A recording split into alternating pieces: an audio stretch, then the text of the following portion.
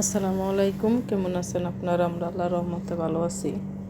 আজকে একটা রান্না করব, যেহেতু আজকে শুক্রবার, আজকে ছুটির দিন। তাই প্রথমে পেঁয়াজগুলো আমি কেটে কষিয়ে নিচ্ছি তেল দিয়ে, তারপর দিয়ে দিচ্ছি কাঁচা শুকনো মরিচ বাটা, রসুন, পেঁয়াজ, তারপর দিয়ে পেঁয়াজের সাথে ভালো করে মিক্স করে নিয়েছি। তখন আমি এটা কি বানাবো, কাটা ইলিশ বা নোনা ইলিশের বড়া বানাবো। তো ওগুলো দিয়ে তারপর আমি ভালো করে কষিয়ে নিচ্ছি মশলাটা, শুটকিটা। এখন বড়াগুলো বানাবো।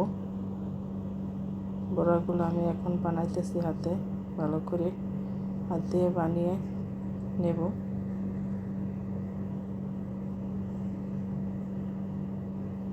একে একে সবগুলো বড়া বানিয়ে নেব।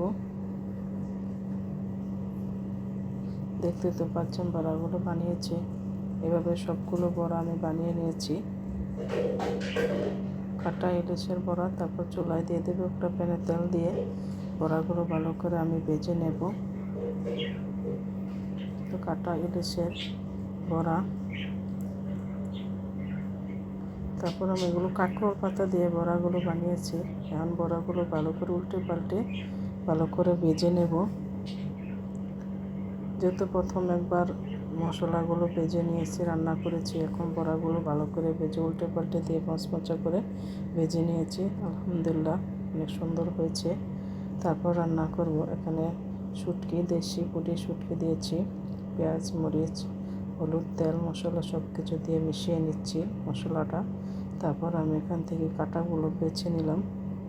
শুটকির যে কাঁটাগুলো উঠিয়ে নিয়েছি, তারপর আমি দিয়ে দিচ্ছি। তারপর আমি কচুরলতি দিয়েছি, আলু দিয়েছি।